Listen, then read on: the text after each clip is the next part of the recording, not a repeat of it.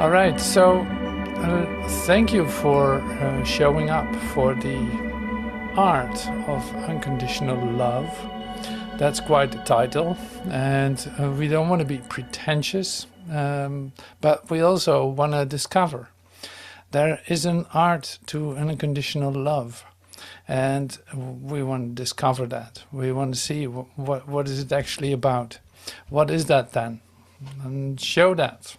We want to see that. And so the great part with this meeting is that it's brand new. Like, I have no idea how to do this. And that feels like very relaxing to me. Like, it is so open, it's really beautiful.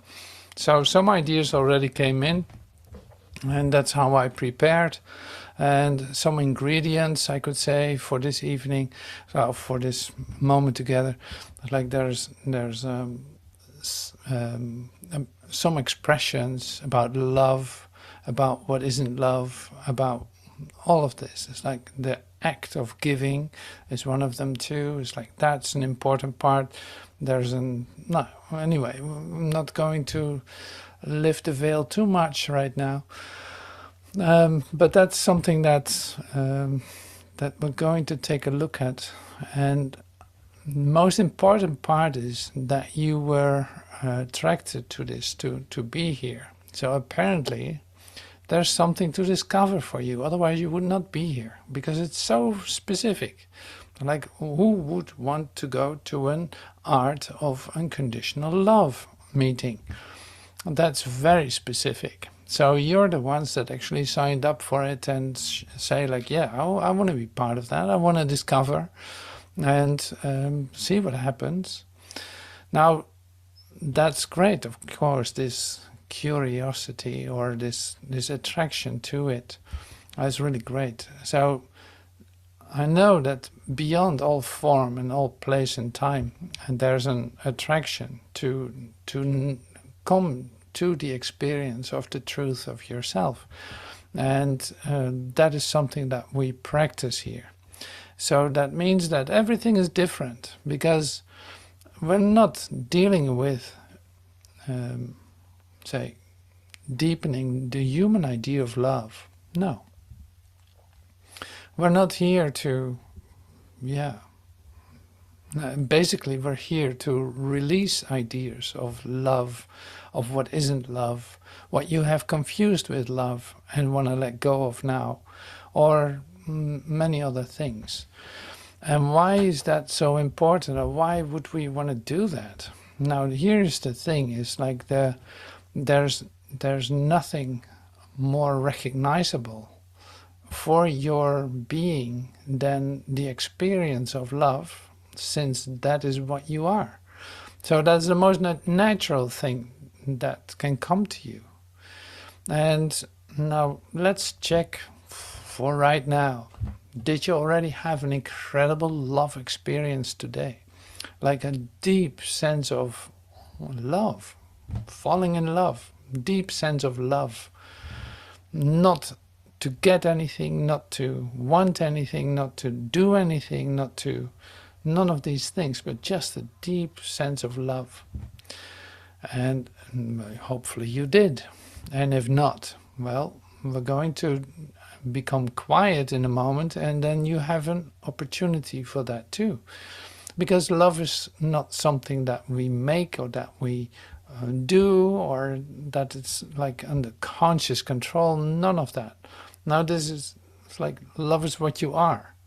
So we don't have to look for that, except looking within for it. And so I don't want to say too much about it, because, what isn't said about love, you could say.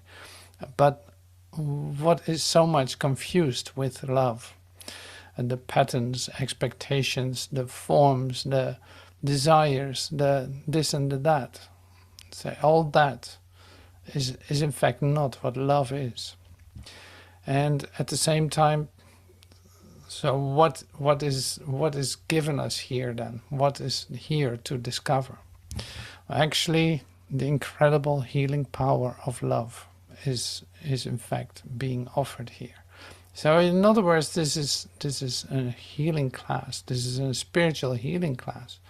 It is allowing the love that you are to, say, heal, to make whole, to make one, to come to such a deep sense of presence that it does something to every idea that you hold about yourself, every cell of your body, and all of this. It's like that is in fact that what is given here, and that's what we look for. So I want to pull up the descriptions I made for the website for the incredible healing power of love transfigures your body. Love is what you are in reality, and that's the only thing that really is. The art of unconditional love is the direct application of the miraculous healing power of love, and through non-judgement, just allowing it to be, not judging it, and forgiveness as release of defenses, releasing ideas that you hold about yourself and others. Ideas of sickness and death are converted to the unifying light of Christ within. Yeah, so that is quite something. Like that is an actual possibility, since this is the healing center you're entering into. Discover the incredible healing power of love in a series of encounters. Encounters with yourself, encounters with ideas, encounters with each other, encounters with whoever comes as a guest here. This is for you to receive clarity and learn to apply the art of love. More love to giver and receiver is the win-win possibility you want to learn. Yeah, more love to the giver and receiver. That's what you want. Now there is a total possibility to learn that, or to get familiar with that. Learn to receive love through prayer is the practice. Prayer is the medium.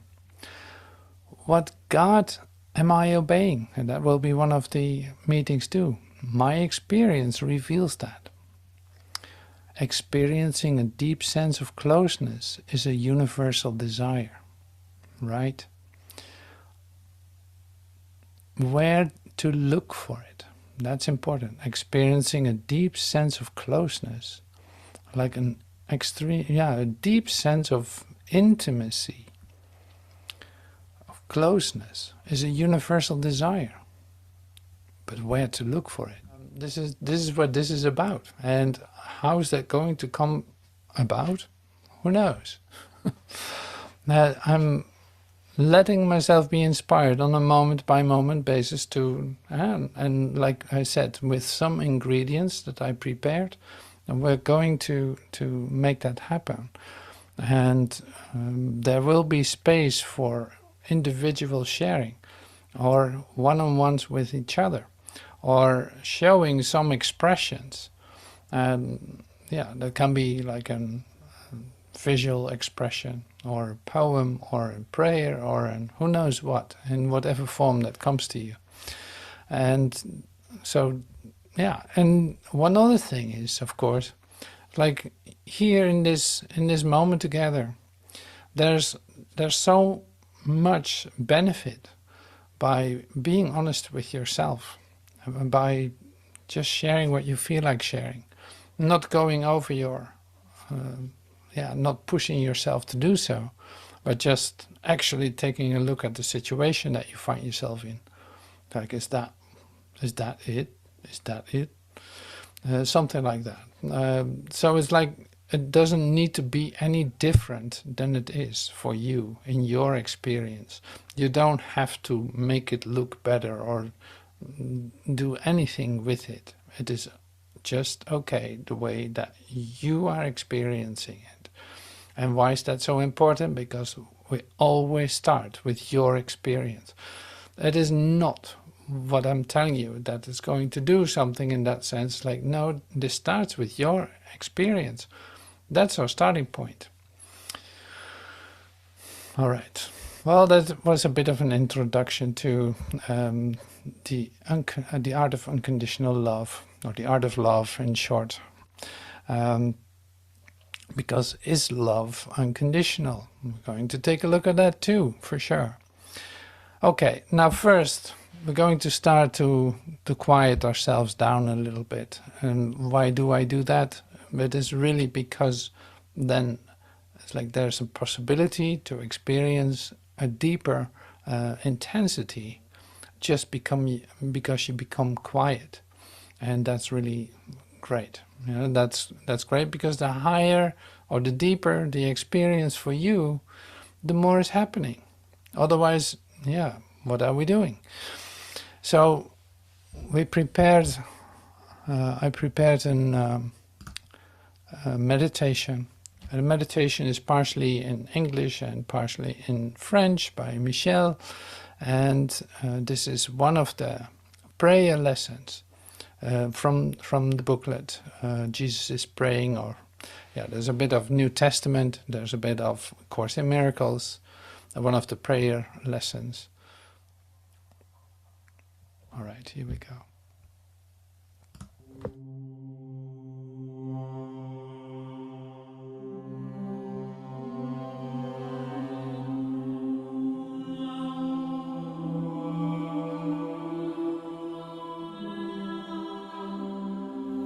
And all things whatsoever ye shall ask in prayer, believing, ye shall receive. I need but look upon all things that seem to hurt me, and with perfect certainty assure myself, God wills that I be saved from this, and merely watch them disappear. I need but keep in mind my Father's will for me is only happiness, to find that only happiness has come to me. And I need but remember that God's love surrounds His Son and keeps His sinlessness forever perfect, to be sure that I am saved and safe forever in His arms. I am the Son He loves, and I am saved because God in His mercy wills it so. Father, your holiness is mine. Your love created me and made my sinlessness forever part of you. I have no guilt nor sin in me, for there is none in you.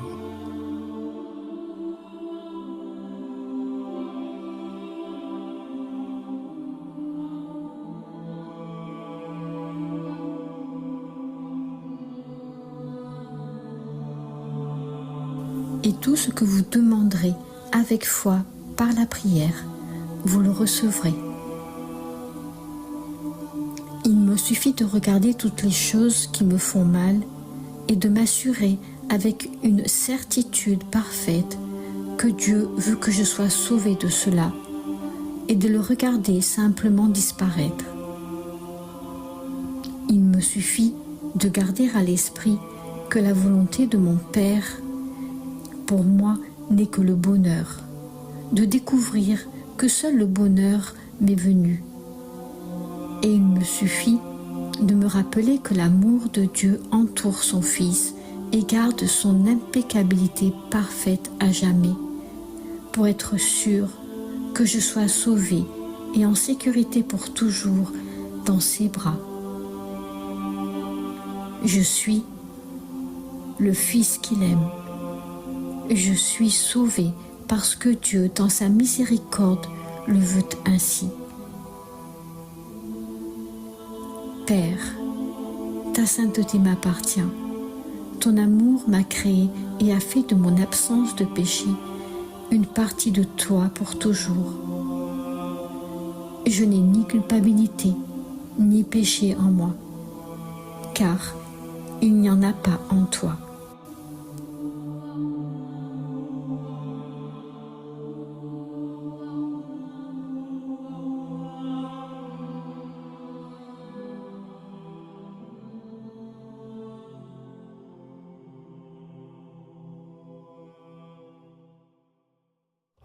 Great. So thank you so much for joining in the meditation. And so we continue with the next step, which is we're actually going to take a look at some expressions from partially from A Course in Miracles, a bit of Gurdjieff, a bit of Joel Goldsmith, a bit of Master Teacher. And not to make an incredible conceptual story of it, now just as some little shake-ups about ideas related to love or associated with love, because they're two different things, of course. Anyway, so we're going to take a look at that. I'm going to read that to you, and just as an okay, well, this is opening the field. We don't know what it is. We don't know. We want to discover. So we're just taking a look at a couple of expressions. So like I said, I want to keep this pretty short. It's just that there's some expressions that we can really use to open the field, so to speak. So my love experience was the title of today. And you have been looking at that, maybe even sending in a picture. What is my love experience? Or what image is part of that? Or what expression is part of that? Now here, this is an expression from A Course in Miracles. Miracles occur naturally as an expression of love. The real miracle is the love that inspires them. In this sense, everything that comes from love is a miracle. And just expressing some of these. A miracle is a reversal of the physical order because it brings more love to the giver and the receiver. Prayer is the medium of miracles. Prayer is the natural communication of the created with the Creator. Through prayer, love is received, and through miracles, love is expressed. Not defining any of it. It's just... here's the Bible. Luke 16:13. No servant can serve two masters, for either he will hate the one and love the other, or else he will hold to one and despise the other. You cannot serve God and mammon.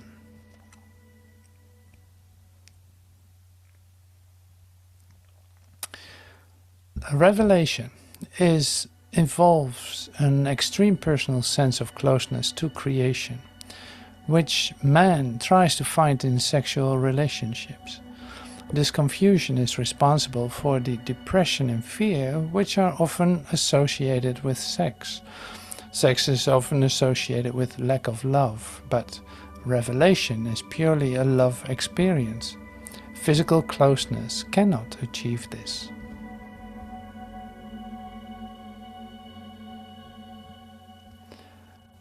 At the same time, Gurdjieff says, at the same time, sex plays a tremendous role in maintaining the mechanicalness of life. Everything that people do is connected with sex. Politics, religion, art, the theater, music is all sex.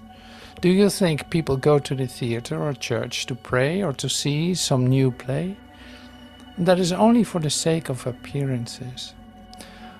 Principal thing in the theater as well as in the church is that there will be a lot of women or a lot of men. And this is the center of gravity of all gatherings. What do you think brings people to cafes, to restaurants, to various feasts? One thing only, sex. It is the principal motive force of all mechanicalness, all sleep, all hypnosis, depends upon it.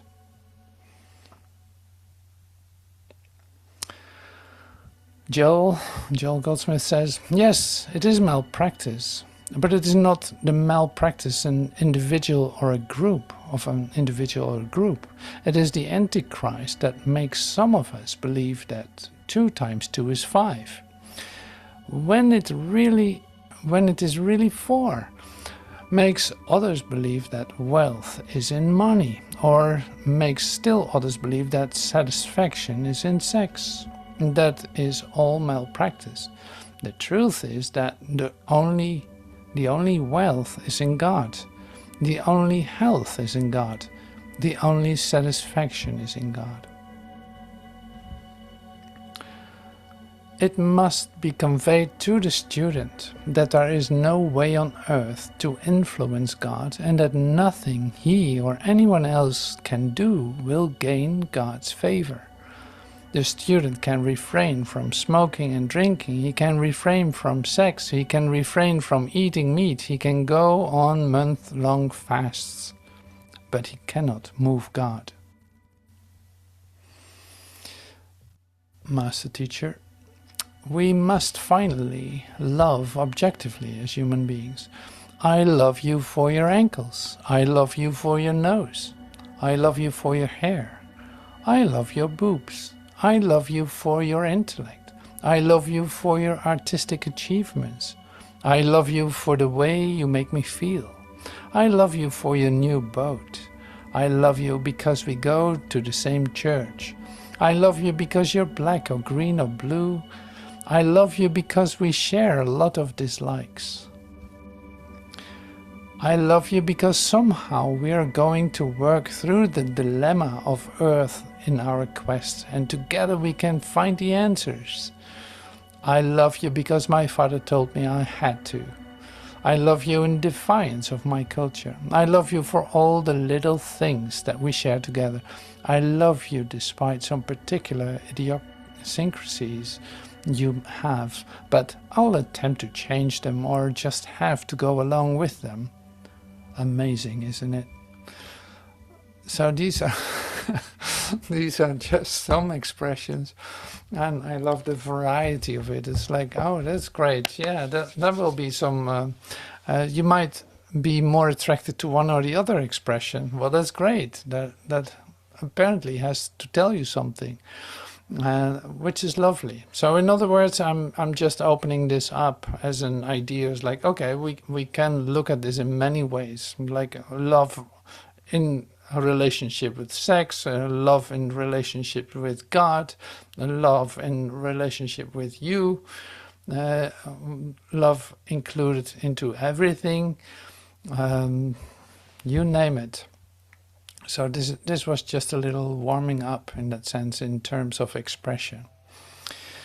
Now, sinking deeper into the idea of love, you say you cannot avoid coming up with the ideas like, well, if God is only love, so what makes God love then? How is that going to be part of me in that sense? How can I recognize that? How can I come into the practice of love by being myself, of course, but how does this work? And so I read a couple of months ago, I read a book from Master Teacher, this How Simple the Solution. And there is one chapter, and we're going to listen to probably 13 minutes of it or so. It's like one chapter, it is about give to live. And in that, there's so much helpful material, you could say, so compact, that I love to share that with you. And we're going to listen to that. So that's what we're going to do right now. Ninth discourse, give to live.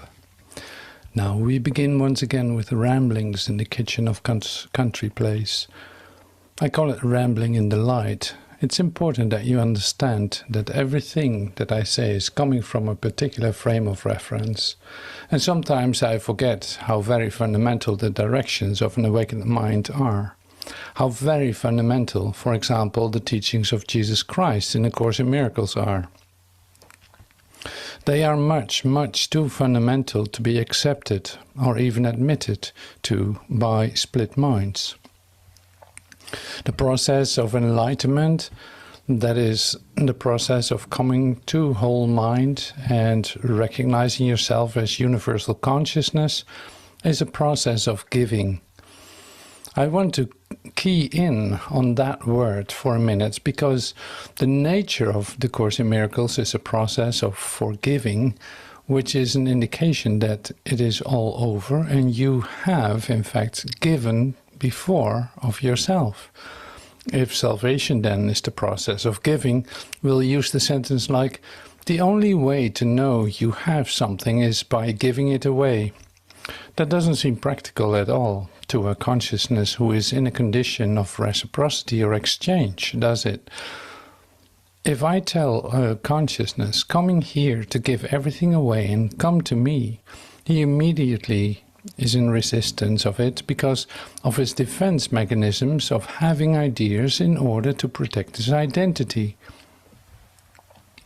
While he is willing to give me in concepts the notation that, for example, charity or Christian love is sharing of God, my declaration that the only way you can know God is to give love completely is very difficult for him because it involves a relinquishment of himself. I'll stay in Christianity for just a moment. The clash that occurs with the first covenant consciousness, that is an eye for an eye or reciprocity, or the establishment of laws on earth and thou shalt not kill, all of those admonishments always occur with the process of giving rather than receiving, or giving with the idea of receiving, which is an indication of what? Lack, or need for substance, or need to exist. Listen, you will see how fundamental this is. If what I am saying to you then from another level is true, it would be impossible for you to know that you have everything until you gave everything away. And this is met with a tremendous amount of resistance in this Hades, this shade, this dream of reality, this dream of pain and death, which of course makes you continue to demand recognition within the framework of yourself. The notations of experience of enlightenment through service will come to you at a very high range, and those of you who come to me have obviously attempted to practice charity. This is a very simple process. You have felt the pain of your brother. You have attempted to give aid to your brother and share with him the abundance that you feel in your own heart. Yet you discover that no matter how much aid you provide with him, he continues to become sick and to die. Now at that point, you have begun to examine the whole structure. You say, no matter what I do, I can't relieve my pain, or most particularly the pain of my brother, because while I have been successful in providing abundance for my associates, I see that my brother still suffers. I want you to see how fundamental this is. I will therefore send all these packages of goods. I'm Joseph in Egypt. I hate to use that reference. I am going to gather up all these packages and goods and give them to my brother, and thereby assuage the guilt feelings that I have in association with my abundance and his lack. And it would appear at this point that I'm doing a very charitable thing, and indeed I am. Now, to those of you who have been charitable and still are feeling excruciating pain of your brother and your inability to deal with the apparent chaos and death, these are the consciousnesses that will begin to hear what I teach. Here's the declaration. If indeed there is such a thing as sickness and pain that you see about you, they can never be healed. I say to you that in the highest sense of truth, this has nothing to do with your attempts to do it. Of course, you will attempt to do it. The whole progress that occurs in the mind is your attempt to give yourself and hold on to yourself at the same time, to have ideas of associations of what you are and to base your identity on giving. Now you will run into sentences in Christian tradition like, and they're debated forever, good works avail you nothing. That's an indication that no matter what you give away, as long as you take credit for it, you can't know that you are divine, because you will retain the idea of reciprocity, and I'm well aware of that. I'm going to turn that around just a little bit for you. I'm going to say, good works avail you everything. If they are completely good, that is, if you do not only good works, you'll have no problem. The problem you have is your attempt to sort out what constitutes works and what constitutes being or selfness. I maintain that works and being are not separate, because the cause of your thought will be the effect of what you are, regardless of what you say. Did I jump in too deep for you there? I guess I did. I didn't mean to do that deep with it. Now, if you're going to teach the finality of your certainty of, say, A Course in Miracles, which nobody really wants to practice, let's try it. The reason that you forgive is that you only can give to yourself. Quite literally, the constructions that you have outside of you are your own pain. This is the little step for you now. You cannot know that they are yours until you give them everything. Jesus calls this brotherhood and love. You literally can't know who they are until you give them everything that you are. There's going to be no such thing in your teachings as reciprocity. Now, the consciousness that has practiced reciprocity and gathered abundance about him in his own relationships will resist you at a very high level, because his definition of love is one of exchange. Your definition of love is one of giving.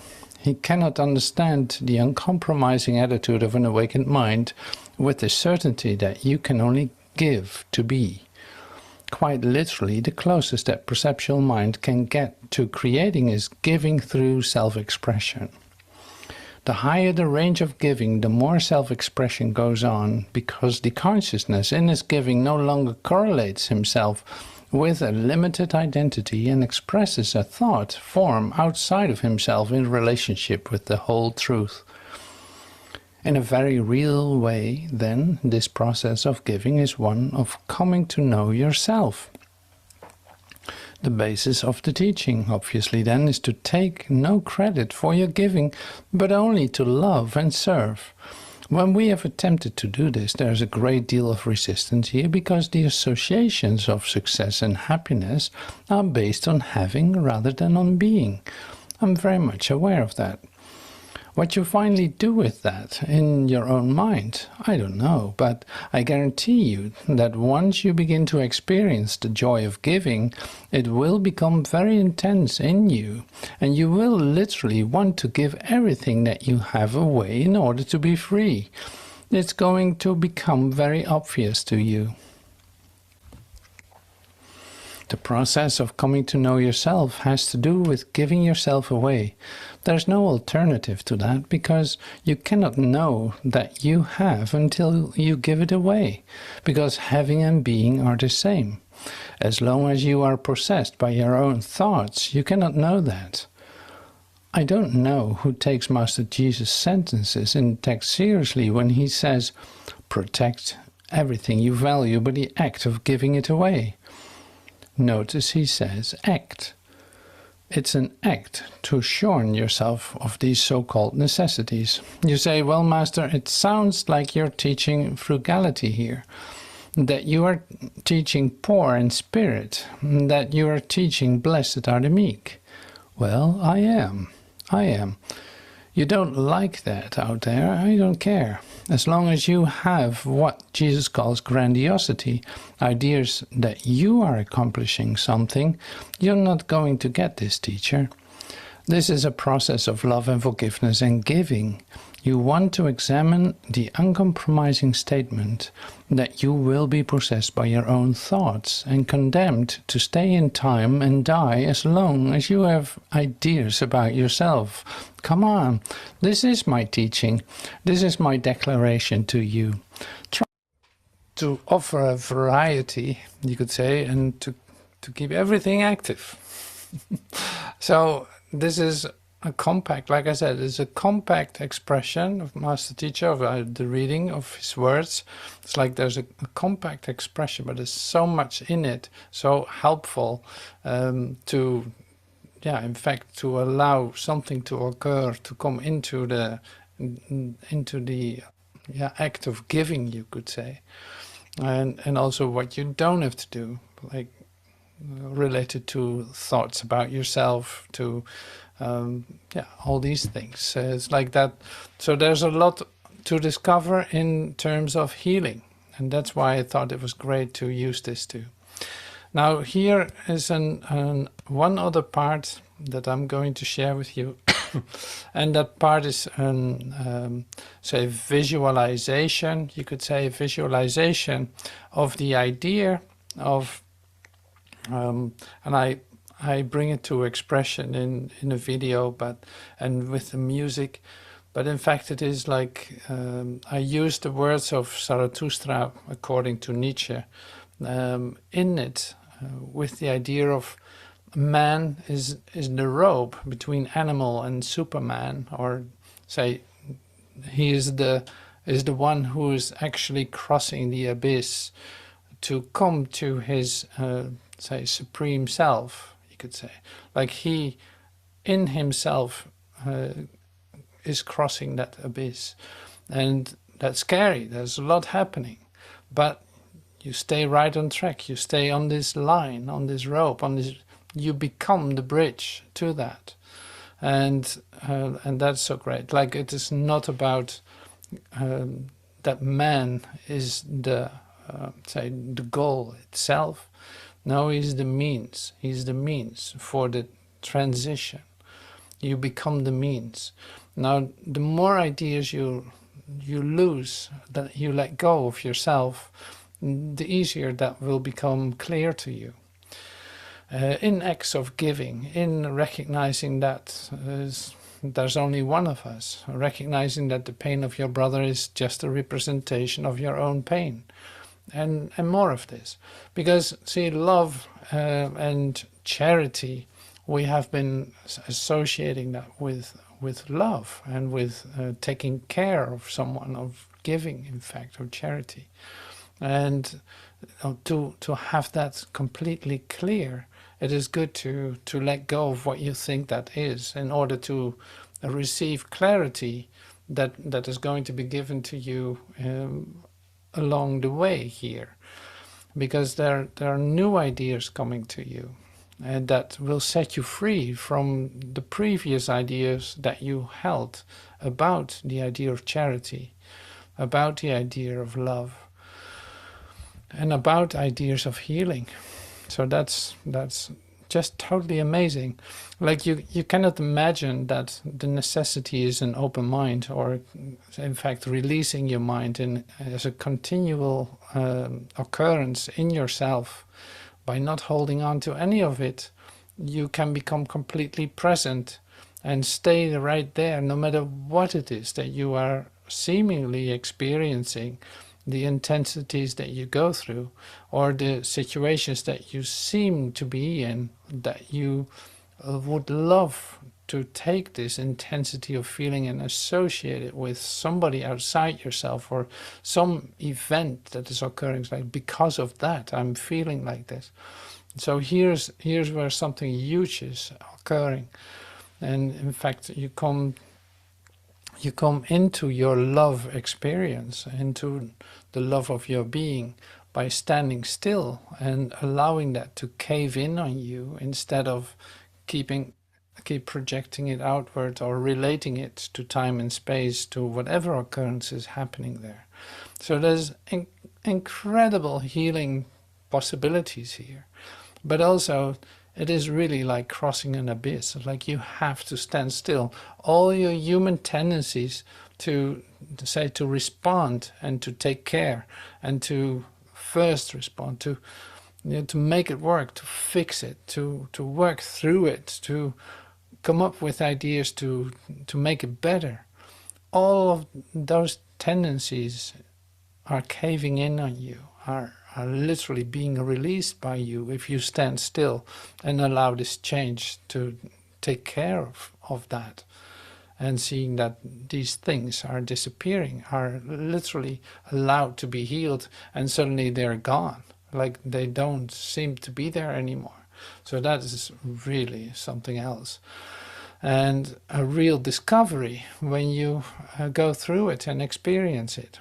Now this is an essential part in, say, the unconditional love experience, because in fact you're not defining anything, you don't hold on to anything, and love can be itself. It's like, yeah, whatever fear I go through, I accept that in my experience of myself, and I don't care where I have to go through. I'm right here moving through this, and not that I'm doing anything, no, I'm just allowing that to be intense without me using any kind of method to repair it, but standing still and literally sitting it out.